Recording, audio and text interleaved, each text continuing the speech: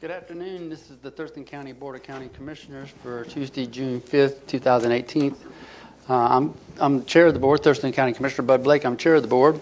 And I'd like to start off by doing introductions. To my left is Commissioner Gary Edwards. To my right is Commissioner John Hutchings. To his right is Labadina Bomar, clerk of the board. To her right is the county manager, Romero Chavez. To his right is the budget officer and assistant county manager, Robin Campbell. And to her right is Elizabeth Petrich, the deputy prosecuting attorney. With that in mind, I'll ask Commissioner Hutchings to lead us in the Pledge of Allegiance. Please stand. Join us in the salute to our flag. I pledge allegiance to the flag of the United States of America and to the republic for which it stands, one nation, under God, indivisible, with liberty and justice for all. Thank you. Thank you, sir. Okay, so with that in mind, is there a motion to approve today's agenda? I move to approve the Tuesday, June 5, 2018 agenda. Second. It's been moved and seconded to approve the agenda for June 5th, 2018. All those in favor say aye. Aye. Aye. Aye, and that motion carries.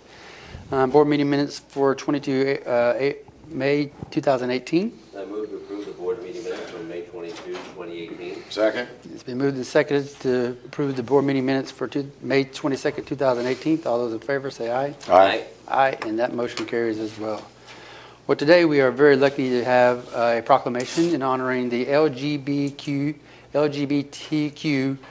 Pride Month, and I'll turn it over to the county manager to frame it, and then we'll have a guest come to the podium, and then we have a proclamation. Thank you, Commissioners. Good afternoon. You will be considering proclaiming the month of June 2018 as the National LGBTQ Pride Month. And I believe we have some representatives from the community. I will ask them to come forward, introduce themselves, and be part of the proclamation. Can I have the list? You do? Hi, okay, Courtney. Please come in, yeah. Courtney Shreves. Please introduce yourself, what part of the community you represent. Yeah, just tell us your name and where you're from, yeah. So Kai Abrahamson, I'm the Secretary of Capital City Pride, so live right here in Olympia. Sure. I'm Luke Miller. I'm co-chair of Capital City Pride and a member of PFLAG, and I live in Tumwater. Okay. And I'm Courtney Shreve. I'm a member of PFLAG, and I live here in Olympia. So do us a little favor and give the audience, because we're on TV and live on YouTube, and hear what PFLAG is about and how long it's been in existence, and just some of the great impacts that's been going on over the years. Okay.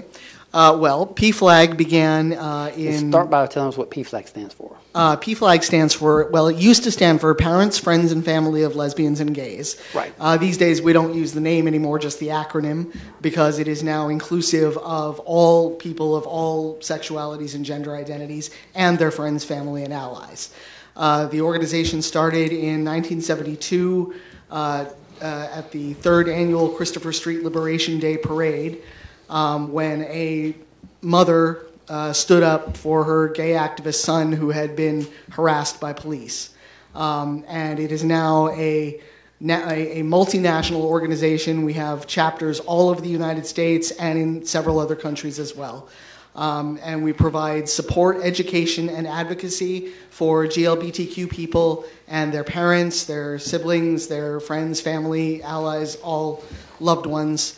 And our chapter here in Olympia is particularly active. We meet once a month. We do. And yeah. When do you meet? On Sundays? Oh, we meet the second Sunday of every month at the Westminster or at the United Methodist Church in downtown Olympia. Anybody can come. Anybody is welcome to show up. That is our public meeting. In August, we'll be having our annual potluck picnic at Priest Point Park. So check out our website, www.pflag-olympia.org, for more information about what we do at our meetings and what events we have coming up. And we will also have a booth at Capital City Pride this Sunday. Go ahead. Yeah, I was just going to say, can step up and tell us about the Capitol Pride Parade. Mm-hmm. Oh, yeah, sure. Courtney, you got the floor, Courtney. Did a great job, and I'm just mainly here for support and to thank the county commissioners. All three of them have been to a PFLAG meeting before in some form or another, And we've been talking about other things we can do with the county to educate people around LGBTQ issues. I'm one of those PFLAG moms. PFLAG helped me during a time when my son was coming out, and we just want to let people know it's in the community as a resource. And Capital City Pride is really something to be proud of for this county, and I know some of you will be at the parade as well, so I'll let him talk about that. Thank you. You bet. Thank And you. working the booth. And working the booth. Oh, you want to do? Okay, you want to do the parade too? Okay, so Capital City Pride Yeah. is going to be this Sunday, June 10th. The parade will start at noon on the Capitol steps noon. and proceed Okay. down into Heritage Park, where we'll have a festival from 1 p.m. to 6 p.m. You can check out all of the GLBTQ-related nonprofits that exist in this area, and there are quite a few of them. We'll have entertainment and speakers and all kinds of fun, so please join us. We'll have on Saturday night, we'll have a block party at Speakeasy at 4th Avenue and Adams from 3 to 5 p.m. That should be a lot of fun. And then afterwards, you can come to the Olympia Center for Senior Center Capital City Pride Bingo, which is always a good time.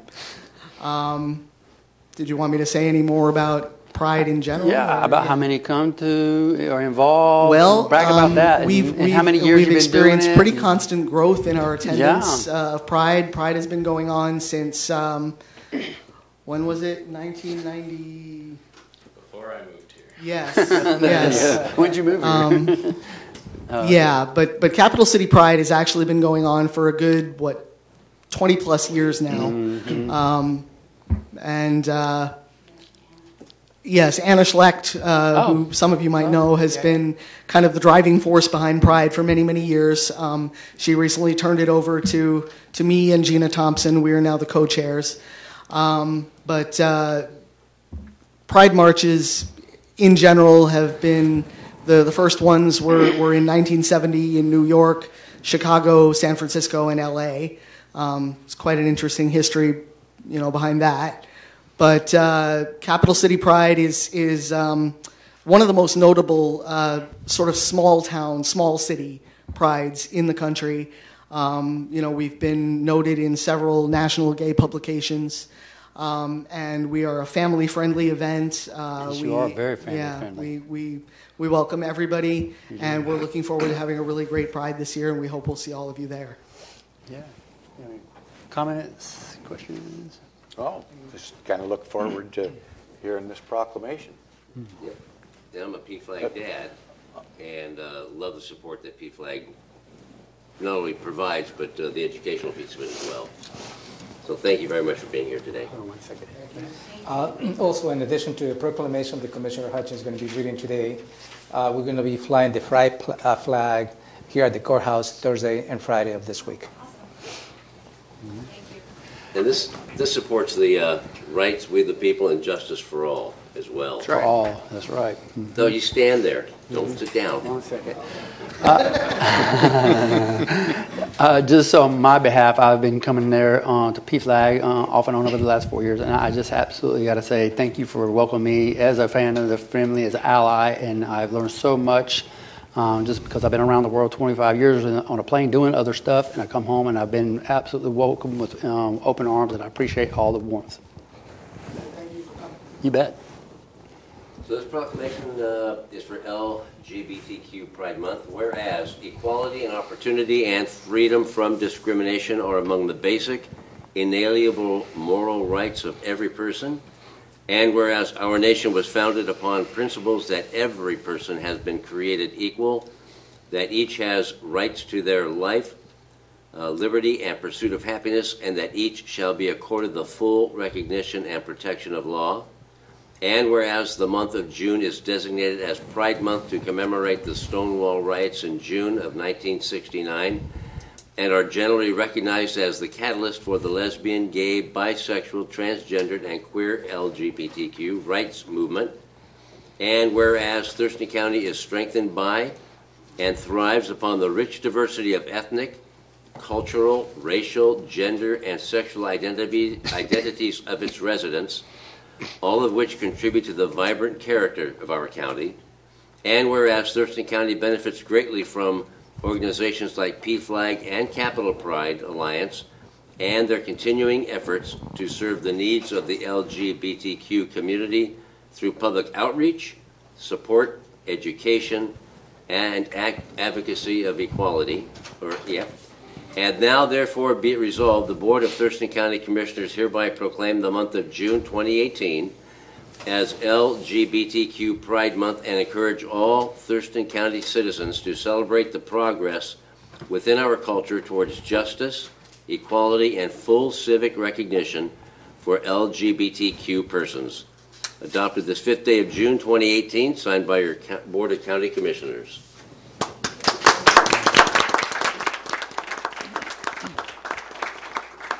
Before we take a photo, Kai, did you have something to say? I didn't mean to. Just appreciate that this is happening. I think this is really special. Yeah. So thank you. And then one other thing I am Sure. pretty excited about this year, we are doing an Interfaith Pride service at 7 p.m. on the 7th at Temple Beth Philo. And I believe that's the first time something like this has happened in Olympia. So Fantastic. if you are a bet. spiritual person, show up. You bet. Thank you. Or even if you're not. Yeah, even if True. you're not. Yeah. Okay, so we have one for PFLAG and for Capital Pride. So come on out, come forward, we're going to get a photo. You take the one for PFLAG. All three of you. You want to take this for PFLAG, and which one you want to grab this one for? Where's the camera? There you go, and just Megan, stand right where's here, the camera? and then right here in the middle. There you Bill, go. you going to get And this this one. shot? There you go. Oh, Bill, yeah. Your Facebook, you want to share it? Yeah. She's going to do it. She'll make sure that all happens. Come a little closer, a little closer, a little closer, a little closer. There we are. Ready? 1, 2, 3.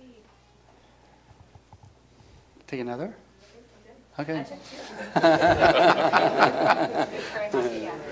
Yes, sir. Thank you so much. You Yeah, bet. absolutely. Bill, it's good to see you, my man. If you guys Kai, have issues, thank you so much. come up down there Thank at you. your meeting. Thank you. I have to say, I'm more inclined to show up if I get Okay. Thank you very something I much can for coming. contribute or answer questions, something like that. Yeah, check out our. Because I've only been to one meeting. Okay. Thank you So- very much for Come on, coming. Gary. We have a sort of educational Well, program. I'm not Thank you for that good coming. at that either on the website business, yeah. I need all the help I can get. You know, Fantastic. I think Rodney King said this one time that made sense to me. Can't we all just get along? Yeah, he did. He said that. We all just get along. So the next item we have on the agenda is the opportunity for the public to address the board. And so just give you how the rules go for us coming to the podium. There's 3 minutes, as you see on the clock up here, and it counts down to 0. You have this kind of a sound that tells you that you're at the 0 moment. But if you're in mid-speech, mid-thought, I want you to finish up your thought because we want to hear everything you have to say. However, I'll start encouraging you to wrap it up. And so it's like first come, first serve for those who've signed in. And when you come to the podium, just state your name, first and last name, and generally where you're from in the county. And then we'll listen. So the first person I have is Esther Kronenberg.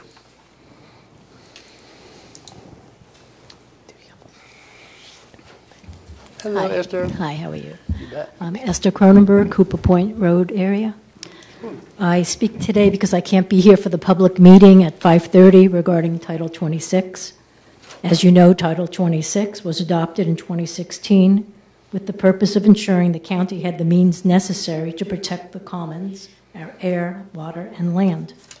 It's my understanding from my conversation with Craig Challam of the Compliance Unit that the purpose of this revision is to make the process more amenable and clear to the public by adding a compliance contract, which will act as a means of mediation, provide incremental quantifiable compliance, and provide documentation if enforcement proceeds to court level.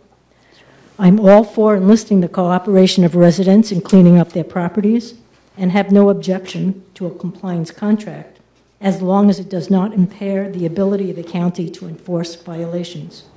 Something Mr. Challam assured me this new language does not. However, I do question the will of the county to enforce these code violations. As of this date, I know of no monetary penalties that have been imposed. I would like to request for the record the number of outstanding complaints and violations the date of their first notification, and what steps have been done to ameliorate these violations. These violations are a crime against the public good. The protection of the commons is the prime directive and responsibility of the county and this board. I strongly support enforcement of these violations because we are all threatened by attacks on the commons, and it is the county's job to protect its citizens, not the scofflaws. I might add that the failure of this board to approve a $10 annual fee to monitor septic systems is another example of its failure to protect the public. Instead of burying its head in the sand, to refuse to even compile the data needed to see where problems exist. Commissioner Edwards mentioned he wants the facts of a study on mobile homes now being done. I followed up on this. This study is being done in Henderson Inlet, which already monitors its septics, and is 2 years from completion. Inaction on this and other violations is tantamount to action against the public good. I urge you to do your job. Thank you. Thank you for your words, Esther. So the next person I have is Mo. Is Mo here? Oh, Gregory Mo. All it says is Mo here. I'll put Gregory down there. All right. And I take it's a yes. Good okay, afternoon, sir. Commissioners. Gregory Mo, Thurston County Realtors. I'm here to invite you to our Flag Day celebration, which is June 14th, next Thursday at 4 p.m. at the South Sound Mall, Applebee's, Sears area, the Flag Pavilion. A little bit of history. A gentleman named Joe Gates, a veteran, member of the VFW, and a realtor, started this celebration ceremony many years ago, probably 20, 25 years ago. And when he passed on, I took up the mantle and kept it going. We have a lot of participants. It's grown over the years. We now get about 40, 50, sometimes 60 people there. We have guest speakers, the president of Thurston County Realtors. This year is Representative Andrew Barkas, 2nd Legislative District. He'll be there as well. We have participation from the Lacey Fire District 3 and Olympia Fire Departments. They bring a ladder truck, and they host a huge American flag between the two ladders, which is kind of spectacular. Sometimes causes traffic to slow down or honk on I-5 as they drive past. And I get participation from law enforcement, scouts, and the general public. Lasts about 20 minutes, maybe 25 minutes. We have a cannoneer, sets off the car alarms in the parking lot when he shoots off the cannon, and honor guard, and it ends with a playing of taps. It's a pretty reverent period of time. So you're cordially invited, you and the general public, everybody at the dais there, June 14th, Thursday, June 14th at 4 p.m. And the location again? Is the Flag Pavilion, right in Applebee's parking lot, Sears, South Sound Mall area. In Lacey. In Lacey, yes, sir. Okay. Thank you. Thank you, sir. So that completes the list of all those I have written down here. Is anybody in the audience is that you, Phyllis? Okay, come up to the podium. I got you. Let's go. No, don't you dare. We want to hear you. Parking. Thank you. Okay.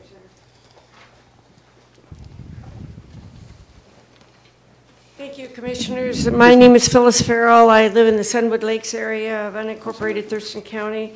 I will be present at the Title 26 meeting tonight, but I did want to make comments at this meeting. On behalf of the South Sound Sierra Club Group, I'm commenting on the proposed revisions to Title 26 Enforcement Code adopted in 2016. The intent was to consolidate codes and implement a civil penalty for violations that were not resolved after extensive county efforts. This was consistent with other Western Washington counties in the cities of Olympia, Lacey, and Tumwater. It is my understanding also there have been no monetary penalties or liens so far in 2 years, and I've been unable to ascertain the number of outstanding and still unresolved complaints and violations. Could this information be made available? We're concerned about the complaints and violations which threaten public health, safety, and the environment. It appears that implementation of the current Title 26 enforcement codes has not been happening and needs teeth. I think the stated goal is to clarify language, improve accessibility and transparency, and emphasize collaboration with violators in preference to imposing penalties. We urge you to counterbalance that emphasis with advocacy for the majority of citizens who want violators to remediate the problems in a timely manner or be subjected to real consequences. Many of the proposed wording changes seem unnecessarily euphemistic and designed to placate violators rather than add clarity. For example, unauthorized instead of illegal, in violation instead of unlawful, a notice instead of an order, plans instead of orders. In section 260540, the Community and Planning Director is authorized to enter into, quote, voluntary compliance agreement, which is a collaborative written commitment with the violator. That appears to be a subjective slippery slope, allowing violators to negotiate terms of what they consider compliance. Adding, quote marks, whenever feasible, be incorporated into voluntary compliance agreements, that's unclear and weakens enforcement potential. The code should clearly specify the standard and terms of compliance. Collaborative agreements may subject the county to a tangle of complaints of favoritism or subjectivity or lack of enforcement, not to mention environmental and legal repercussions. It appears the county needs to provide additional resources to investigate complaints, monitor, review, and implement the enforcement process, and follow each case to conclusion, which may include collection of monetary penalties or lien placements. Could these funds be collected to be routed into an account established for the county's costs of abatement, monitoring, and enforcement duties of current staff? If all the outstanding complaints were levied and collected, Keep going. how much is owed? The major goal is to require compliance, but violators who persist should be accountable for the costs to the county, public, and environment. A couple more, but you've got the letters there, and I'll share with you. I want you to go ahead and finish. That's what, Okay, sure. okay. Yeah, you got time. We object to the removal of the language in number 5 on table 26, of removing the language of buffers or irreparable damage to a protected tree. Also in number 7, we object to the removal of the language of removal or irreparable damage to each protected tree. And number 8 language should be retained, quote, unauthorized work in the public right-of-way, which is proposed to be deleted. It's unbelievable to me that someone might damage a buffer, a protected tree, or would be allowed to encroach on the public right-of-way with no consequences. So, in conclusion, revision should focus on strengthening enforcement, not weakening the language in Title 26. County staff can be sensitive to extenuating circumstances, and I think they really, truly are. But the codes are there for a reason and should be honored and enforced. Thank you so much. Thank you so much, Phyllis. Good to hear from you. All righty. Let me just check in the audience to see by show of hands, does anybody else would like to come to the podium? Seeing no one, we'll go ahead and move on with the rest of the agenda. So the next item we have on the agenda is the county manager's update. And I'll turn to Romero Chavez to see if there's updates. Thank you, Commissioners. Yes, I have a couple of updates for you. As we are nearing the coming to the 4th of July celebration, and we have the fireworks as part of our national pride. Back in 2016, on June 27, the Board of County Commissioners passed an ordinance where they may consider consumer fireworks banning the discharge of consumer fireworks. So the code reads, the county manager, after consultation with the fire marshal or other officials, as may be deemed appropriate, may prohibit the discharge of consumer fireworks during the periods of extreme fire danger. The prohibition shall be in effect 1 day prior to the date consumer fireworks are legally be sold under Chapter 70.77 RCW. RCW 7077395 states the legal sales of fireworks should begin 12 o'clock at noon to 11 o'clock p.m. on the 28th of June, from 9 o'clock again to 11 o'clock each day until July 4th. So if we compare the two ordinances, the county manager will have to make a decision to ban the discharge of fireworks by June 27. Now, I'm going to try to play my meteorologist and look at the weather forecast and the upcoming month. Okay. So I just went through online, and the long-term forecast calls for 8 days in the 60s temperatures during the day, 13 days in the 70s, and 1 day over 80 degrees. We have an average of humidity about 30 to 50%. So based on the current forecast, perhaps we may not have an issue. We may not be implementing this particular ordinance. However, I will keep updating you in the weeks to come prior to the July 4th holiday. And if the weather changes, as it does in this area, I will keep you posted. The second item that I have for you is last Friday, Commissioner Edwards and I attended an invitation from the Olympia Master Builders Association, where they kindly invited a few individuals from the community to participate in a bus tour. The intent of the bus tour was to give us an indication as to the development of a particular home or any particular developments from cradle to grave, as we call it. So we stopped at the Olympia Master Builders Association building, jumped on the bus. We went to a local engineering firm where the principal walked us through all the different elements and the steps they need to go through in the permitting process. We certainly learned a lot, and also we went to an ongoing construction of a development of a Biome Highway that we had the opportunity to walk on one of those homes. But it was very telling, at least from my perspective.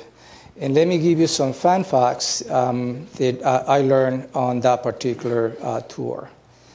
So the estimated one-year local impact of building 1,000 single-family homes in Thurston County includes $256 million in local income, $74.4 million in local business owners' income, $182 million in local wages and salaries, $44.2 million in taxes and other revenues for local governments.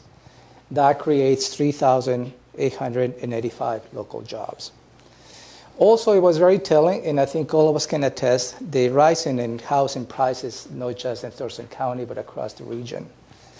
So that perhaps is what we call as a seller's market. Somebody wants to sell the home, may have a good revenue source. But also for those who wants to access a home may be difficult and becomes difficult every day. So nationally, for every $1,000 increase in the price of a home, about 152,000 households are priced out of the market for a median price new home. So locally, also the $1,000 increase is evident. In Washington State in 2016, the median home price was $320,728. In order for you to qualify for the median house price, you need to have an income of $77,068. The total Washington households that we have is 2,778,000. Households that have been priced out for every $1,000 in 2016 increase was 3,858.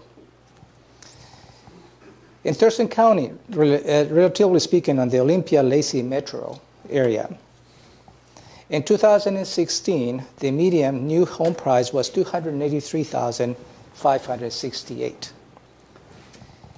You need to have an income $69,324 to qualify for the house median price. The total household in the area is $107,032. Every $1,000 increase in the price of a home has the households price out of the market in Thurston County has been $194. So between March 2015 and February 2018, the average median listing price homes in Olympia, Lacey, Tumwater, and Yelm rose 30%. That will be almost $70,000 in the last few years. We can estimate that over the last 36 months, at least 10,000 households in the Olympia-Lacey metro area have been priced out of a home's ownership. Currently, in 2018, the median house price in Thurston County is $299,600. And I think all of us can probably make a determination as to why all this is happening. Is perhaps the inventory in Thurston County is probably less than 2%. That's not where we want to be. And also, the labor shortage is not just in Thurston County. Of the skilled labor is becoming an issue. I have some statistics back in 2016 nationwide. Just to give an example, carpenters, there is a shortage of just about 49% nationwide. And you have roofers, about a shortage of 36%, plumbers, 36%, and so on and so forth. So as we see the county growing, I think we have also an issue and perhaps an opportunity as to how we can start looking at permitting process, as to how we can streamline the permitting process so we can expedite the permitting, the construction of single-family homes, as well as perhaps looking at our land use, as to how we can look at ways as to how we can maximize the land that we have to provide housing for the generations to come. That's all I have for you. Any comments, questions?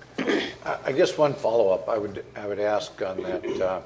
For every $1,000 we raise the price through the cost of the home, at least, goes up, it eliminates 4,000 potential, or thereabouts, 4,000 potential. In Washington State, it priced out.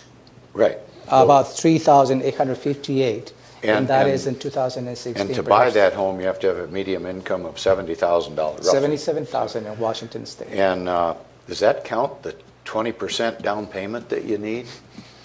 All that is inclusive. It's included in there? So I do have to make a clarification. It's two different things when we talk about affordable housing and low-income housing. It's two different things. So low-income housing is different versus the affordable housing is something somebody has a job, has a good income, and yet it's still being priced out of getting into a home. And Thurston County specific, when we finalize an HCP, that's going to jack potentially the price of a home up as well. Just Thurston County, not anywhere else in the state, just Thurston County over the Mazama pocketbook will price a ton of people out of the market. Just saying. Good point. Sure. Thank you for that. I'll just go ahead and make a plug for the Housing Action Team. Every second Wednesday of the month we meet and we discuss things similar to this and provide a lot of other solutions too, such as the pipeline and some incentivizing pieces there. But it's a huge problem here in Thurston County, and be able to put a roof over someone's head, because homelessness is a very unfortunate thing, and we want to make sure we try to get to the best solutions possible. There's a very active group there that puts best their efforts, and we've made some good progress, but there's a lot more to do. So thank you very much. The next item on the agenda is the consent items, and we have consent items A through D, and I'll ask if there's a motion to adopt consent items A through D. Mr. Chair, I move to approve consent items A through D. Second. It's been moved and seconded to approve consent items A through D. All those in favor say aye. Aye. Aye, and those motions carry. So the next item we have, as far as department items, we have emergency services. That's item number 4, and we have Mr. Kurt Harding, who's the emergency services director, to tell us a little bit about the purchases of Panasonic CF20 ruggedized tablets. Good afternoon. I'm here to request that the board approve a resolution to purchase 140 CF20 ruggedized tablets, which are used for patient tracking, charting by paramedics and EMTs in the field. The purchase is $436,835.70, which includes tax of $35,332.30 off of the State Department of Enterprise Services master contract using the NASPO Value Point contract. The current equipment is no longer vendor supported. The repair costs are extremely high, and in some cases, the units cannot be repaired at all. Most of the current hardware cannot support the new patient charting software, which is tentatively scheduled to be deployed this fall. There are 2 different hardware versions in use today. And this purchase will allow us to go into one single hardware system, which reduces maintenance costs and also increases effectiveness with the units. Both the EMTs and the paramedics units will be integrated so that they can talk to each other. Currently, the two systems cannot talk to each other.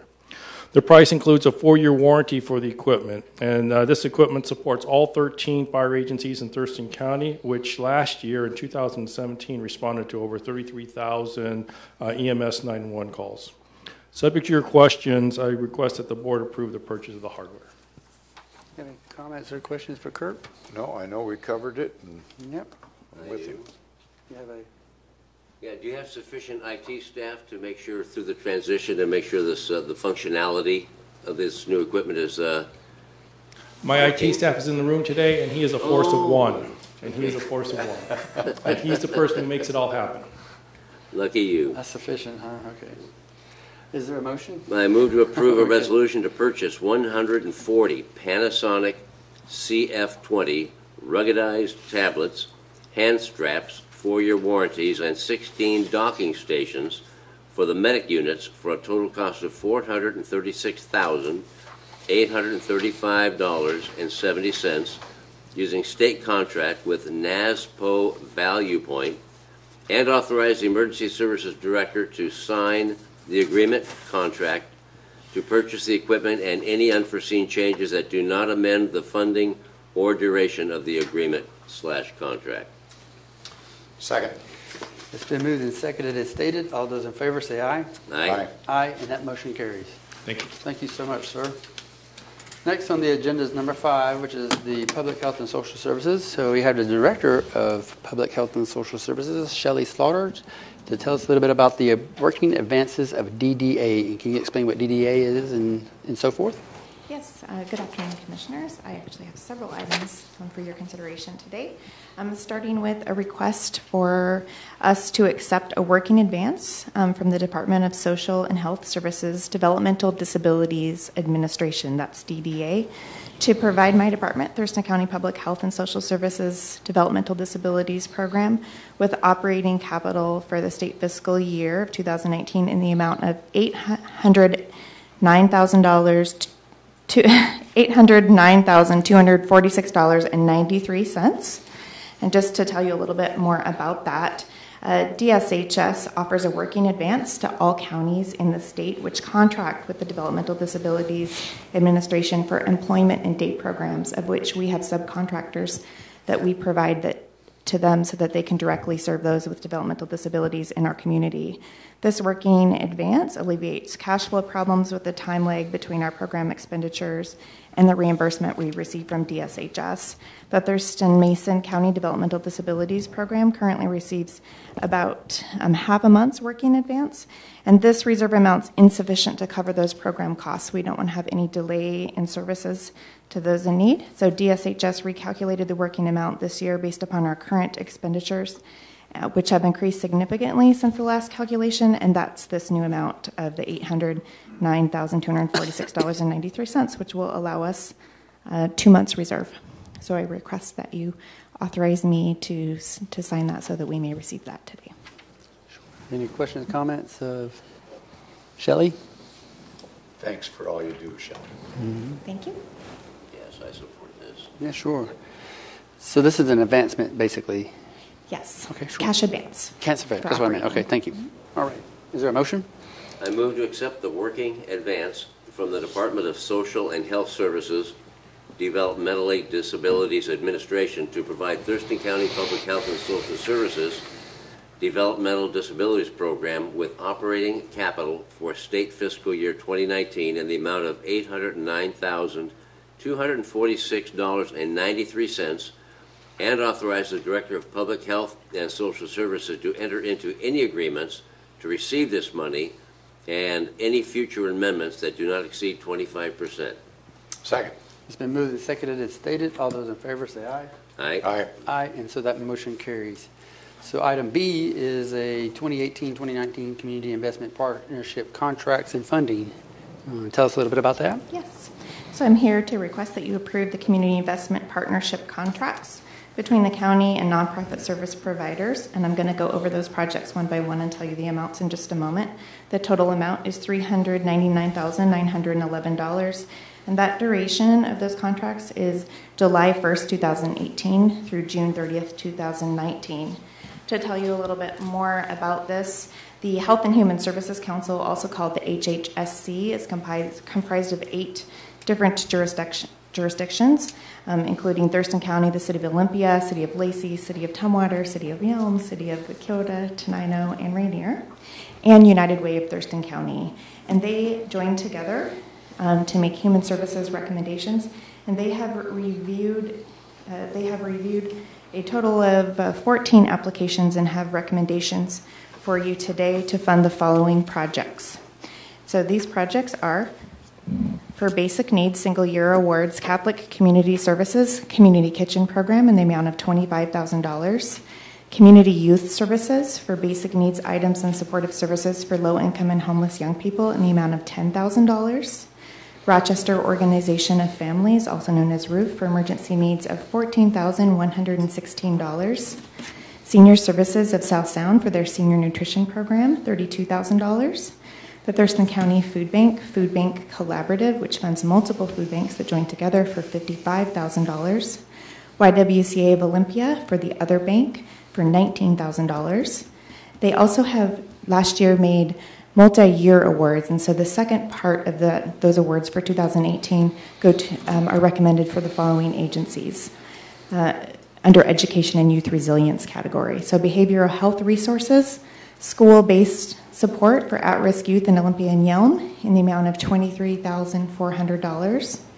Child Care Action Council of Thurston County for their Raising a Reader program, $8,775. The CALO Project, also known as Radio Ranch, for their program called Connecting the Dots, Latino Kids, Their Parents in School, the amount of $34,983.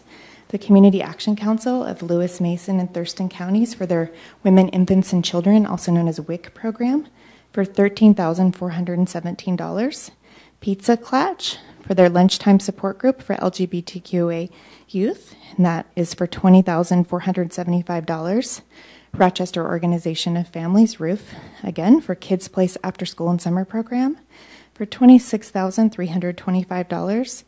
And the organization Together for their Community Schools Initiative program for $117,420, for total awards of $399,911.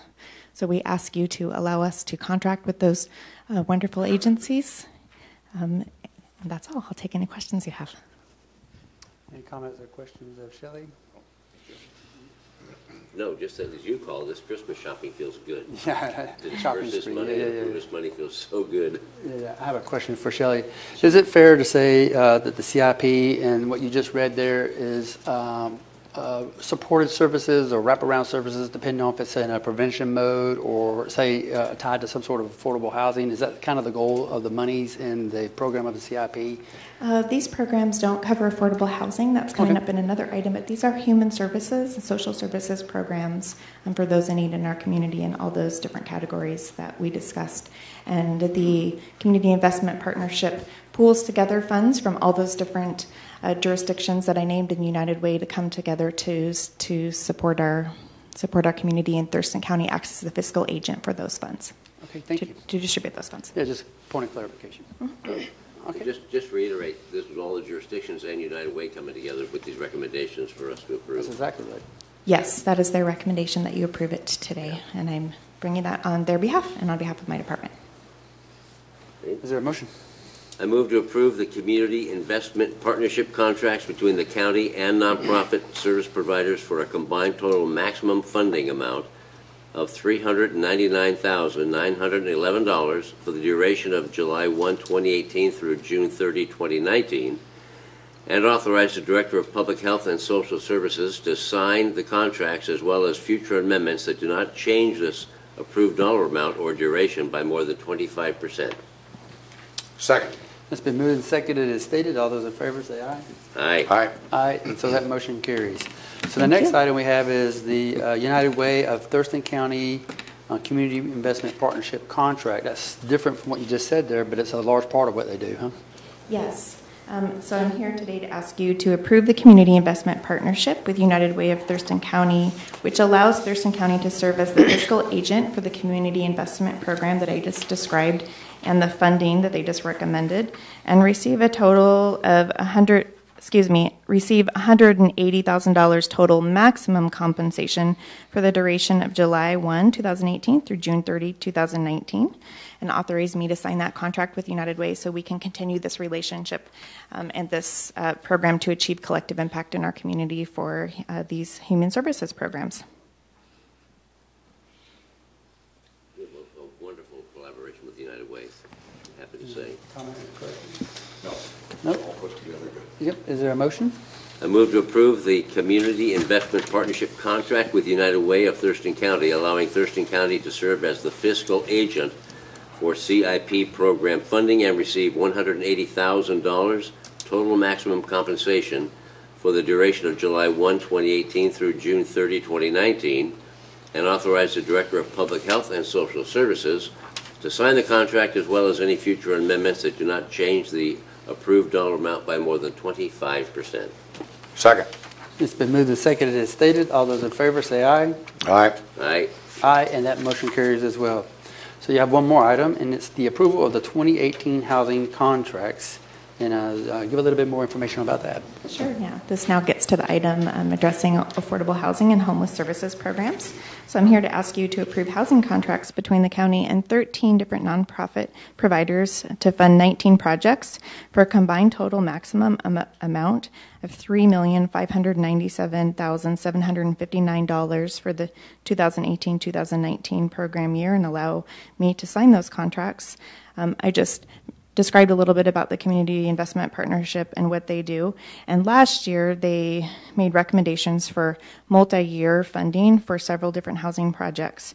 And I'm going to go through another long list of amazing programs of which funding is recommended that supports housing. So those projects are Family Support Center of South Sound for coordinated entry, $100,000. The Community Action Council of Lewis, Mason, and Thurston counties for the Housing and Essential Needs Program, also known as HEN, for $1,639,831. Safe Place for the Safe Place Residential Program for their operations and services of their shelter, that's $84,000. Family Support Center of South Sound for their Homeless Family Services Program for $60,000. Community Youth Services for their High-Risk Youth Services for $150,000. Family Support Center of South Sound for Pear Blossom Place, a family support community, for $66,000.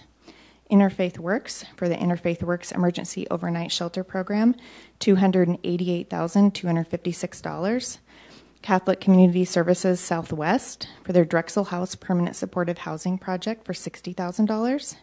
Catholic Community Services Southwest for their Drexel House Emergency Shelter for $72,000. Family Support Center of South Sound for the Rapid Rehousing for Homeless Families for $257,932. Community Youth Services for their Young Adult Housing Program for $99,000. Sidewalk for their Rapid Rehousing Program for $12,000. Sidewalk for their Diversion Program for $60,000.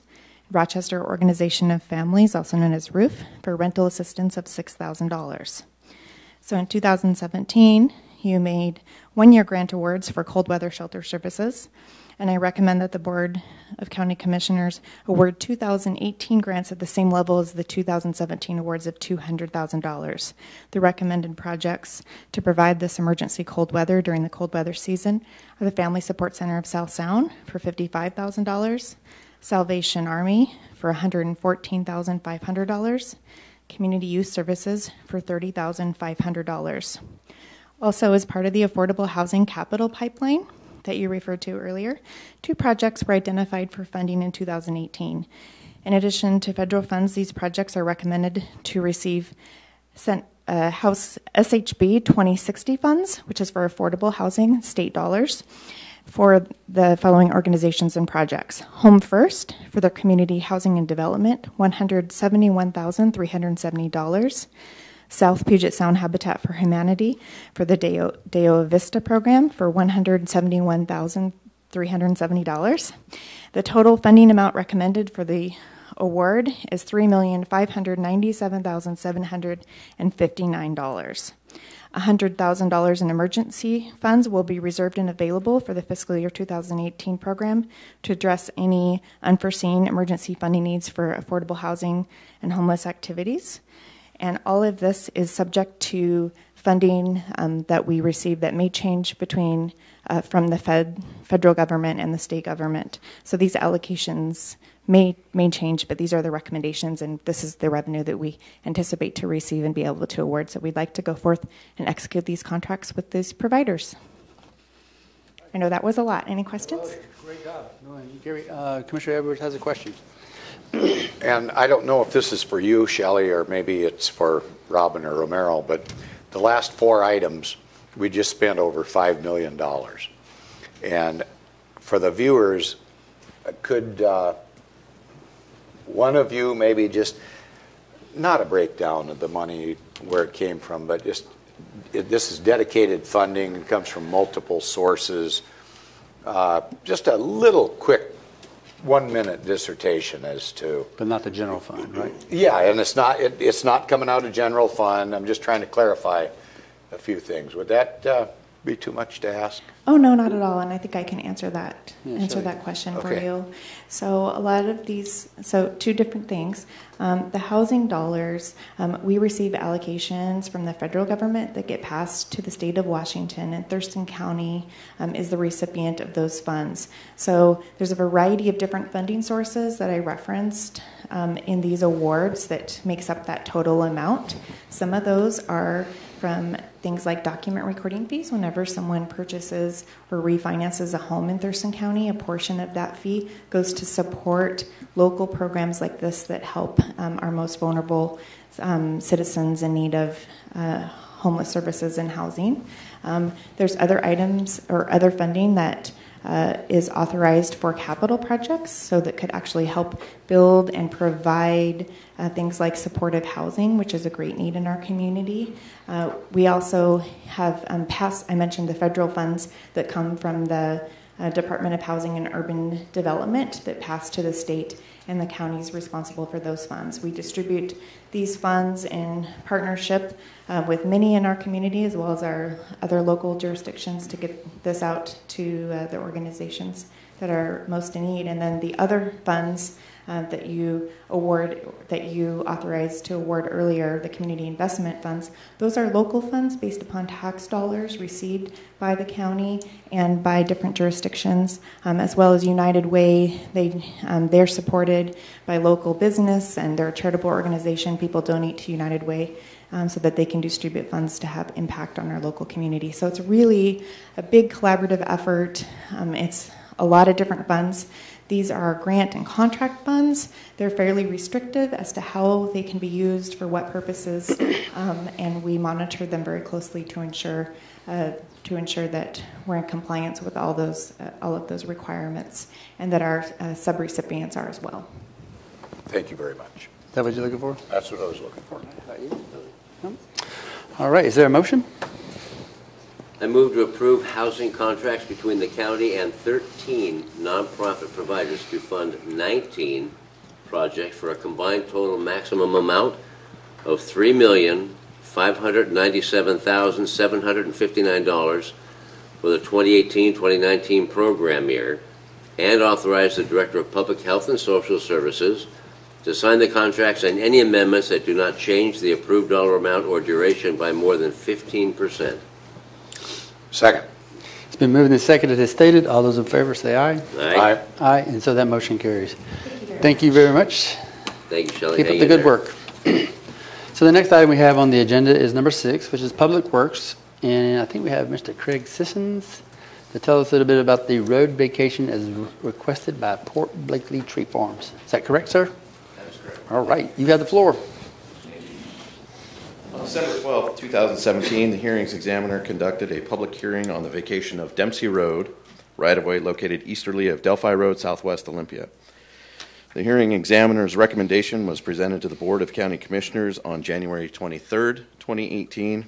The Board of County Commissioners passed Resolution 15579 adopting the hearing examiner's findings, conclusions, and recommendation for approval of this road vacation, subject to the payment of compensation as outlined in Thurston County Code 1336030. The property has been appraised, the appraisal reviewed, and the compensation of $7,100 has been paid by the petitioner. This road vacation is consistent with the county's strategic plan and meets the external goal of environmental and sustainable resources, preserve and enhance our physical environment and natural resources. Any questions there, Craig? And there was some revenue that came in with that. Right, the $7,100. $7,000. So that came in. Yes. Instead of going out. Thank you, Craig. You're welcome. Nothing? Okay, is there a motion? Move to approve the road vacation request of Port Blakely Tree Farms as adopted by Resolution 15579 dated January 23rd, 2018, as condition 1A of said resolution has been met, which included a fee of $7,100 paid to the county. Second. It's been moved and seconded as stated. All those in favor say aye. Aye. Aye. Aye, and so your motion carries, sir. Thank you. You bet. The next item under Public Works is item B, which is a contract award to Athens Beach Road Northwest Storm Drain Repair Project. He thought he was going to get it repaired. Mr. David Johnson is going to give us a background. He was ready, wasn't he? Good afternoon, Commissioners. On May 10, 2018, a total of 2 bids were received for construction of the Athens Beach Road Northwest Storm Drain Repair Project, CRP project number 48293. These bids were received in response to the work being advertised in the Olympian and the Seattle Daily Journal of Commerce and posted to the Builders Exchange website. The low bid was received by Michaels Corporation of Salem, Oregon, with a quote of $76,980. Construction costs will be paid for using the county road fund. This project will repair a storm drain pipe which collects runoff from the county ditch along Athens Beach Road and delivers the runoff down a steep slope to the beach. The pipe conveys water underneath a private garage and residence, making the repair technically challenging, requiring non-invasive work. The repair work will utilize cured-in-place pipe, otherwise referred to as CIPP, to install a pipe liner that will keep runoff from leaking out of the existing pipe. Construction is expected to be completed during the summer of 2018. Public Works is requesting authorization from the director to execute change orders up to 30% due to the unique nature of this project and manage the risks during the construction. This project is in the current 2018 Public Works budget and is consistent with the county's strategic plan, meeting the external goals of public safety and judicial services, help keep people safe in their homes and communities, and environmental and sustainable resources, preserve and enhance our physical environment and natural resources. And I can take any questions. Any questions? I guess I would just ask, this is to correct the deficiency from 50, 60 years ago? Correct. This pipe was estimated to go in the early 1960s. Okay. No questions? Is there a motion? I move to approve the contract for construction of the Athens Beach Road Northwest Storm Drain Repair Project, CRP number 48293, to Michaels Corporation of Salem, Oregon, for a total amount of $76,980, and to authorize the Director of Public Works to execute the contract and any change orders for this project due to unforeseen conditions only, not for changes in scope, up to 30% of the contract, or $23,094, or an aggregate of $100,074. Second. It's been moved and seconded as stated. All those in favor say aye. Aye. Aye. Aye, and that motion carries. Thank you. Thank you, sir. Next, we have Mr. Rick Thomas. He's a little bit about the authorization to issue a request for proposals for professional consulting services. Thank you, Commissioners. Public Works is requesting authorization to issue an RFP to retain a highly qualified consulting firm to address their desire to improve capital management and planning by assessing the current business situation and creating a roadmap for the development of a comprehensive asset management program. After issuance of the RFP, Public Works will review the proposals received and return to the Board of County Commissioners to request authorization to enter into a contract with the selected firm. Now, working closely with the Public Works leadership, the consultant will address the following. 1, a plan for communicating with policymakers regarding issues such as levels of service, organizational readiness and structure, asset liability and risk, and the asset management plan strategic and implementation plan. An assessment of, and 2, an assessment of currently employed business practices as they relate to managing public work assets and compare them to industry best practices, resulting in a gap analysis. 3, develop a strategic implementation plan for developing a comprehensive asset management program that may contain several phases. The plan will include the framework of an asset management plan that includes all proposed components of the recommended program.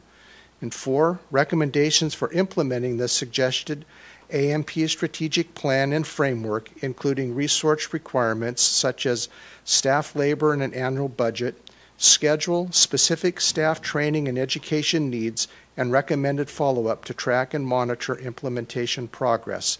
And 5, a fully developed business case, including all reasonable arguments, rationales, resource estimates, funding needs and projections, and cost-benefit analysis for use by Public Works leadership to communicate with policymakers, regulators, staff, customers, and constituents. This request supports the Thurston County's strategic external plant goals of environmental and sustainable resources, preserve and enhance our physical environment and natural resources, and economic vitality and opportunity, promote and advance sustainable economic vitality and opportunity for our citizens. Are there any questions of Rick?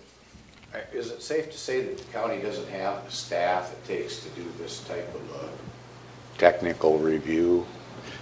That is a correct statement. We've done some preliminary work in regards to determining where we are in regards to inventory conditions assessment. However, we do not have the staff to do a detailed analysis, and that will be a part of what this plan will show us how to do. Thank you. Is there a question? Nope, that was the question I had. All right. Is there a motion? Move to authorize the Public Works Department to issue a request for proposals for professional consulting services to develop the Public Works Department Asset Management Program Strategic Plan. Second. It's been moved and seconded as stated. All those in favor say aye. Aye. Aye. Aye. And so that motion carries as well. Thank you. Thank you so much, Rick. Next, we have items D and E, and both of them are surrounding the Fish Passage award. So I'll ask Mr. Steve Johnson to give a little bit background on the first one, and then move right into the second one. Great. Thank you very much. I am Steve Johnson with Thurston County Public Works. I'm a senior civil engineer. On May 29th, 2018, a total of 5 bids were opened for the construction of the Fish Passage Enhancement Troy Drive at O'Connor Creek, project number 63002, and Flumerfelt Road at O'Connor Creek, project number 63003. These bids were received in response for a call for sealed bids advertised in the Olympian and in the Seattle Daily Journal of Commerce, and were posted on the Builders Exchange website. The low bid was received from Boss Construction of Bellingham, Washington, with a quote of $1,291,527.70. These construction costs will be paid for using second quarter % real estate excise tax, or REIT 2 fund. This project will provide for the construction of the Troy Drive at O'Connor Creek culvert replacement and the Flumerfelt Road at O'Connor Creek culvert replacement, which are both partial fish passage barriers just north of the Skookumchuck River. This project will replace both existing culverts, installing a 55-foot bridge at Troy Drive and a 35-foot bridge at the Flumerfelt Road location. Both sites will require minor stream improvements. Replacing these 2 barrier culverts will reopen nearly 4.5 miles of potential habitat for fish that have been inaccessible for decades. This project is in the current 2018 Public Works budget and is consistent with the county's strategic plan, meeting the external goal of environment and sustainable resources, preserve and enhance our physical environment and natural resources. Do you have any questions on this one? Questions? I guess this is part of our long-range plan for rehabilitating fish streams. Is that correct? It is part of the Fish Passage Enhancement Program. We're looking specifically at fish barriers that are also more specifically for salmon-related species, anadromous fish, which are related to the recent salmon case, the culvert case, primarily being worked on with DOT crossings. Could you mention the uniqueness of what we're doing here with this, as far as not waiting until there's something to fix? Yes. For years, Public Works standard process was to repair fish passage culverts as part of other projects. If we had to replace or repair a road transportation related project or a bridge, we would fix the fish passage condition of that site as part of that project. This program is specifically looking at those priorities for fish benefit, not necessarily for transportation only or structure itself. So we're replacing these culverts not because they're falling apart, but because they are fish barriers. Are you aware of any other jurisdictions that are doing the same thing? I know of one other jurisdiction that has prioritized in the same way, but they have not completed very many recent projects. These would be the first projects that are specifically geared toward that program. Any questions?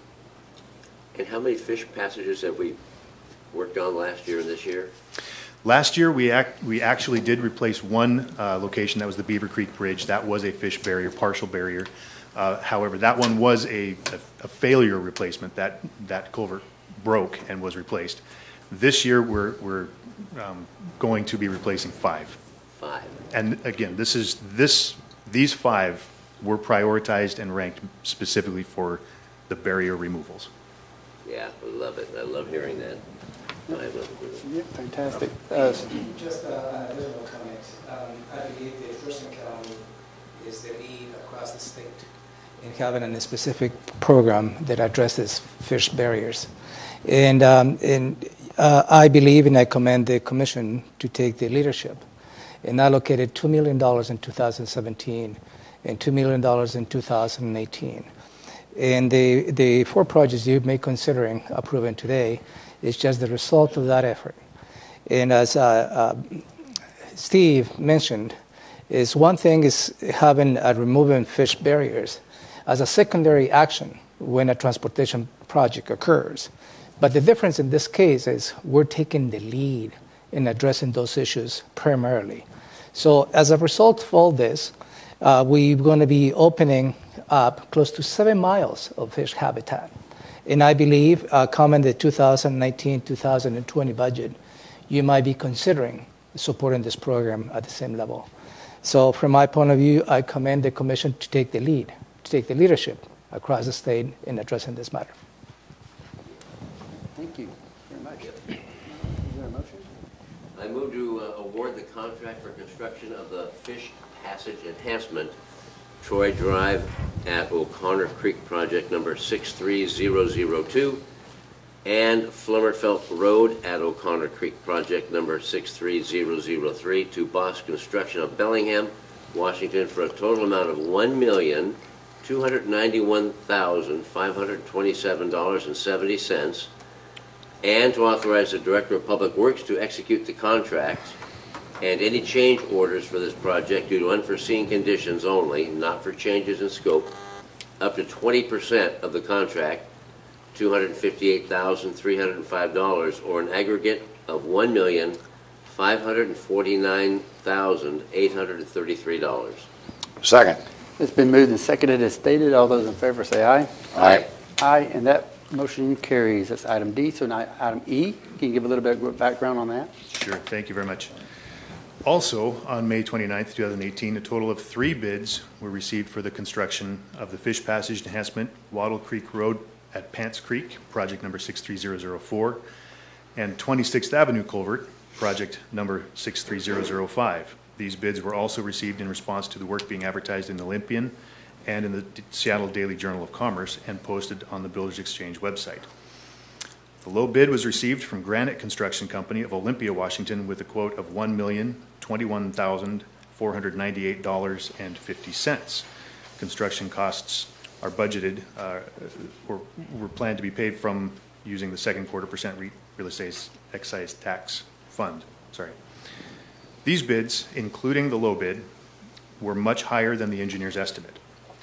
However, after thorough review of the bids and options on how to proceed, we believe that the engineer's estimate was too low and that the bids received are reasonably reflecting the complexity of the project, the timing of construction, especially when considering the permitted work window, which requires very swift construction effort, even as of right now.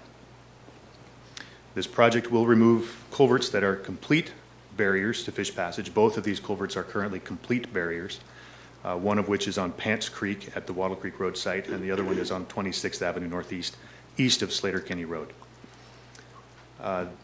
The existing culvert at Wattle Creek Road site will be replaced with a 16-foot wide aluminum box culvert, and the existing culvert at 26th Avenue will be replaced with a 12-foot wide pipe arch, commonly known as a squash pipe. Both sites will require minor stream reconstruction. Replacing these two barrier culverts will reopen nearly 1.5 miles of potential habitat for fish that, again, has been blocked for decades. This project is listed in the 2018 Public Works budget and is consistent with the county's strategic plan, environment, and sustainable resources. Do you have questions? You have questions on this one? No, I don't. Just real quick, you said it required minor stream reconstruction? Correct. What does that mean? I know what it means in my head, but what Yes. does it really mean? On Wattle Creek Road is the most dramatic for these. On Wattle Creek Road, the outlet of the culvert, the existing culvert, is approximately 3 feet above the stream bed. So water is gushing out of that culvert, dropping down into the stream. Fish can't get up. So to make that a passable culvert, we're actually going to be realigning the profile of the stream and placing that culvert lower than it currently is, rebuilding the stream inside that culvert so that fish can go in a nice straight line. But to do that at that location, we have to go slightly beyond just the limits of the culvert itself. What was going on in my head? Okay. No more. Is there a motion then? I move to award the contract for construction of the fish passage enhancement, Wattle Creek Road at Pants Creek project number 63004 and 26th Avenue Culvert project number 63005 to Granite Construction Company of Olympia, Washington for a total amount of $1,021,498.50 and to authorize the Director of Public Works to execute the contract and any change orders for this project due to unforeseen conditions only, not for changes in scope, up to 20% of the contract, $204,300, or an aggregate of $1,225,800. Second. It's been moved and seconded as stated. All those in favor say aye. Aye. Aye, and so your motion carries. Thank you very much. Thank you very much, sir. Next on the agenda is number 7, which is the Community Planning and Economic Development. And I think we have Allison Osterberg here as the Senior Staff Planner to tell us a little bit about the Nisqually watershed planning process related to the 2016 Supreme Court Hearst decision, ESSB 6091. Good afternoon, Commissioners, and I'm here today to request the board to identify a point of contact representative from the county to serve as the county's representative in the Nisqually Watershed Planning Unit. And this is a watershed planning group, one of many that are being set up around the state to respond to the legislation that was passed in January of this year in response to the Supreme Court case known as the Hearst decision. And so as you'll recall, as an outcome of that legislation, one of the pieces for longer term planning is that in each of the watersheds that were identified in that law, there would be watershed planning work going on to identify impacts from potential new permit exempt well uses, and that the watershed groups would identify a list of actions that would mitigate for those potential impacts. And the first in the timeline of those groups in Thurston County that are moving forward are in the Nisqually. The county received a letter from the Nisqually tribe, who is the lead agency in charge of reconstituting the planning unit that has done watershed planning in the Nisqually in the past, and they've requested a representative from the county to serve on that group. And so the action that's in front of you is to designate the Community Planning and Economic Development Director to serve as that point of contact. Any comments or questions? When's the completion date on this project versus all the other WIRAs that are in Thurston County? So Nisqually, the Nisqually watershed does have the soonest deadline in the state legislation. February of 2019 is the deadline. And the other watersheds, depending on which one they are, they're all in 2021. Did we receive any money from the state to implement this piece of legislation as we move forward? We have not to date, and my understanding in discussions with the Department of Ecology is that there may be capacity funding for some of the watershed planning efforts, not for Nisqually or Chehalis, but for Deschutes and Kennedy Goldsboro, which are the ones that Ecology will be facilitating. I guess just as we move forward, I'd like to have the public know this is another unfunded mandate that we get from the state in which we're obligated to follow through with this, but expend our very limited resources. So it's just another challenge to see if we can't make government work. But thank you very much, Allison, for your presentation. Is there a motion? Move to authorize the Community Planning and Economic Development Director to serve as the county representative for the Nisqually Watershed Planning Unit as reconstituted in response to engrossed substitute Senate Bill 6091, a state legislative response to the 2016 Washington State Supreme Court case known as the Hearst decision. Second. It's been moved and seconded as stated. All those in favor say aye. Aye. Aye. Aye, and that motion carries. Thank you. Next, we have item number 8, which is Commissioners and County Managers items. And we have here a set of public hearing for budget number 6 for the 2017-2018 biennial budget. And I think Robin Campbell has this. Thank you, Commissioners. Good afternoon. I'm Robin Campbell, the Assistant County Manager and Budget Manager for the county. And today I am requesting that you set a public hearing for the budget amendment number 6 of the 2017-2018 biennial budget, and that hearing be held on June 19th. That's a Tuesday at 3 o'clock here in room 280. This budget amendment is mainly a technical amendment.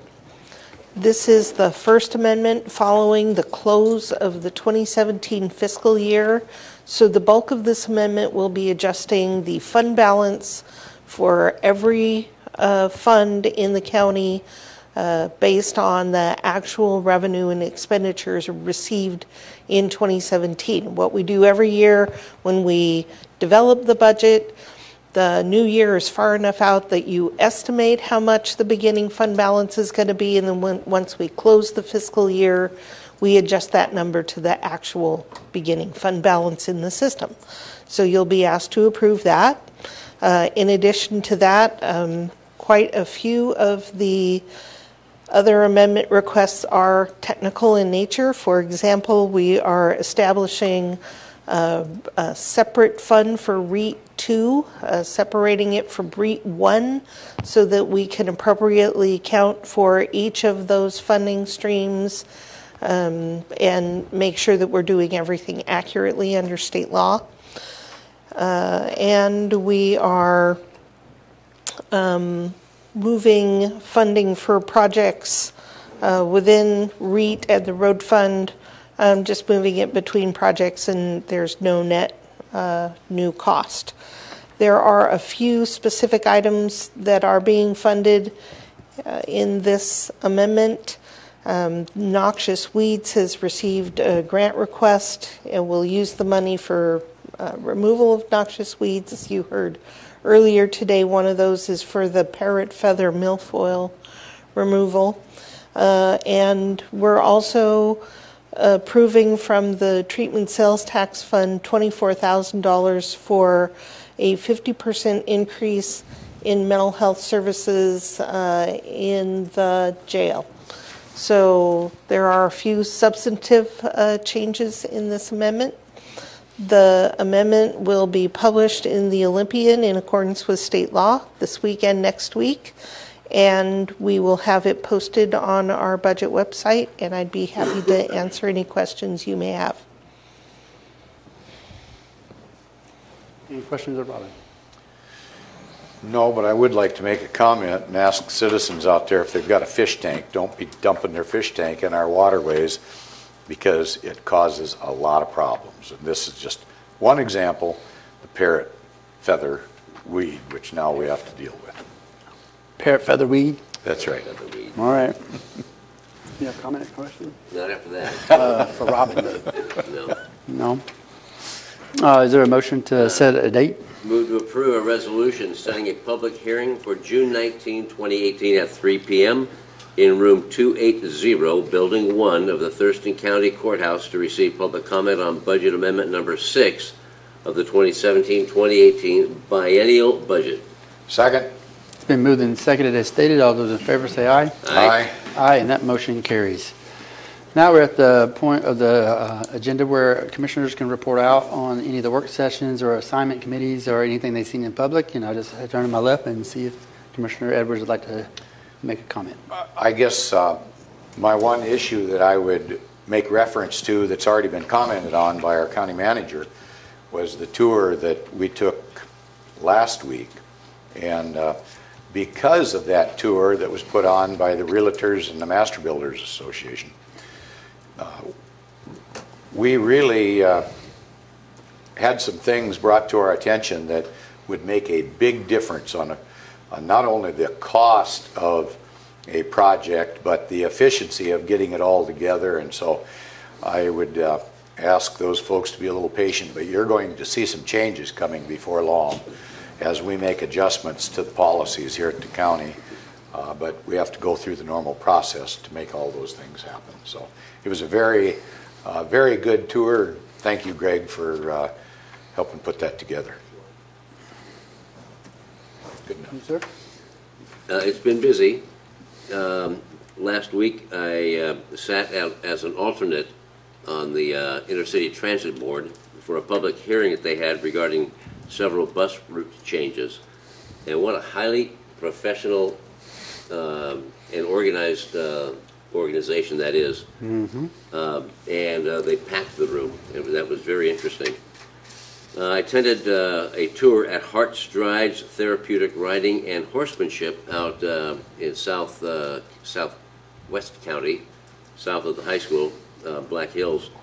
And it's an equine-assisted youth peer support program where they work with kids from juvenile hall. Very, very interesting and very well worth the tour and the time. And I attended the downstairs the Thurston County Sheriff's Office award ceremony last week, where the sheriff handed out numerous years of service awards, life-saving award that was shared with not only between a deputy, Thurston County deputy, but an Olympia police officer, and new hires being sworn in by family members with by the sheriff, but badge being pinned on by their family members, spouse, kids, significant others. It was wonderful. This last weekend, being Memorial Weekend, I attended the Thurston County Veterans Council Waterside Memorial Service down at Percival Landing, and that's always a must participate in and watch event. And then on Monday was the Thurston County Veterans Council Memorial Day service at the Capitol Rotunda, which is always moving as well, with the U.S. Representative Denny Heck giving a speech or a presentation. That's very moving. Then I attended two Thurston Mason Behavioral Health Organization strategic planning sessions. and our commissioners planning session. Attended the Thurston Regional Planning Council meeting just a couple days ago, talking extensively about transportation issues. Attended canvassing board, and not many people know what the canvassing board is. Training session this last Friday, and that is it's receiving training so that I know what I'm doing when it comes to certification of the elections this year. It's put on by the state Secretary of State's office, and it is very. Oh, and Elizabeth was there as well. Very good training. You can't get enough of that. It's a good refresher. And the people that work in the canvassing area and work on that, the volunteers and the paid staff, are very adept at what they do and very dedicated. And yesterday, most of the day was the Joint Animal Services Committee strategic planning session or retreat.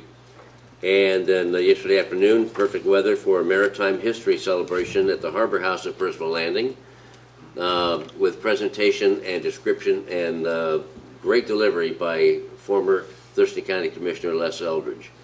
That was very, very cool to read about the history not only of Percival Landing, a lot of the popular names around the area, but also the USS Olympia cruiser, not the submarine, but the cruiser. Very interesting and funny anecdotal type stories. Other than that, I don't think I had any spare time, but that was that. Yeah, also was the same kind of schedule. Attended the Sheriff's Award. It's very good to see our deputies and correction officers and those who serve in uniform to be recognized in promotion and awards. They are always at a high-risk job no matter what.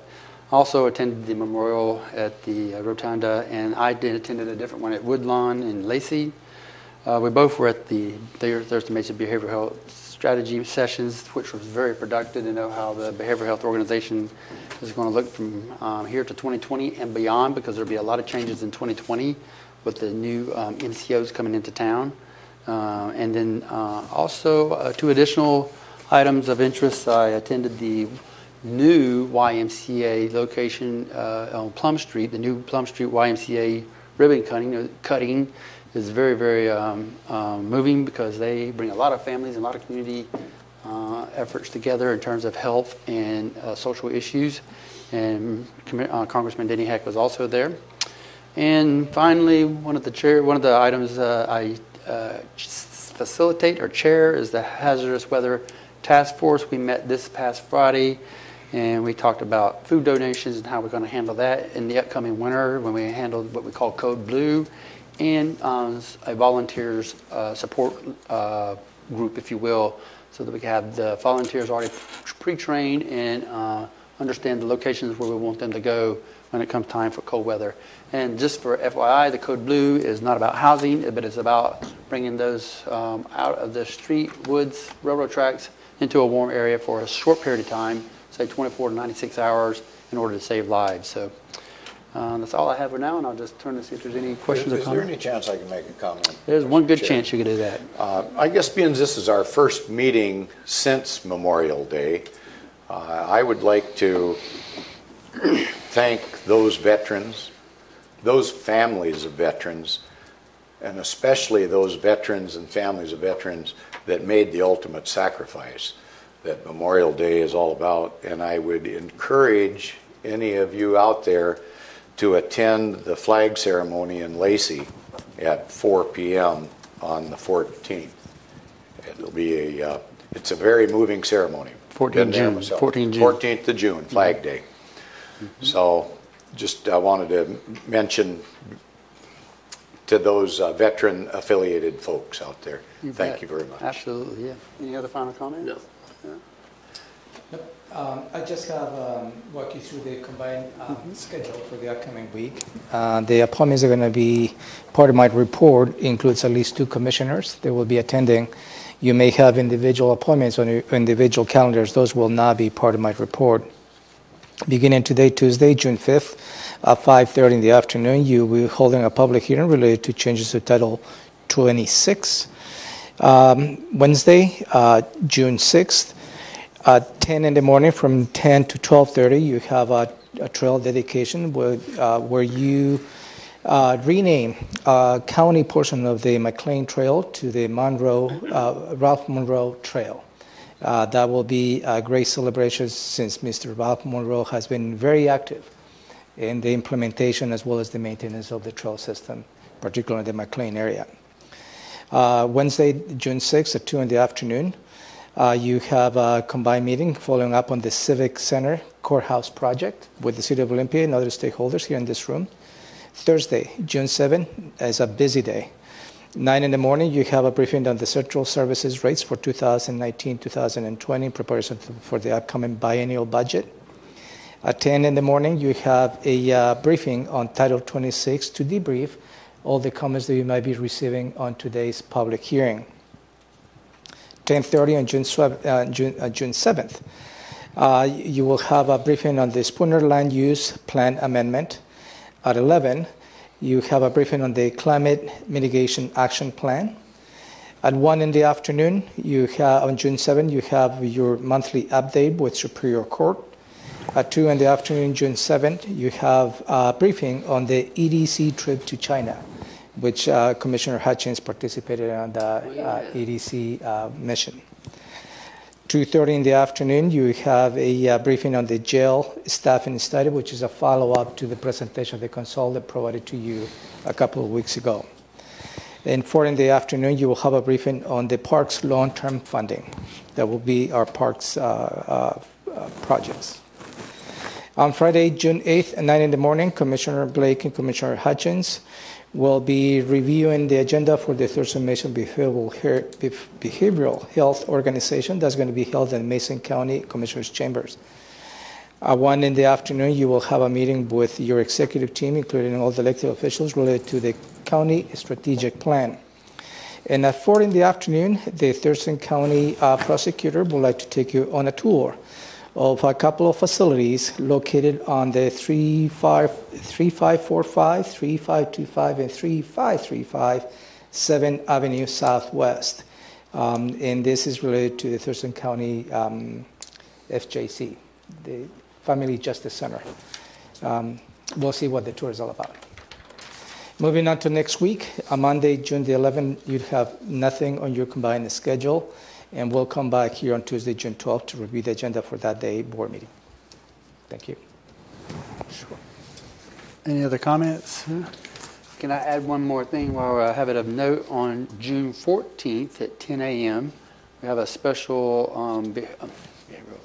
Board of Health meeting, which will address the opioid crisis with a resolution and also address the homeless issues and crisis going on with another resolution. And it's going to be a couple other things on the agenda, but those are two primary items of interest there. So very good. Yeah, 14 June at 10 o'clock in this room, 280.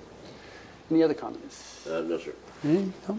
Is there a motion to adjourn? Move to adjourn the Board of County Commissioners meeting of June 5, 2018. Second. It's been moved and second to adjourn. All those in favor say aye. Aye. Aye. Aye. We are adjourned.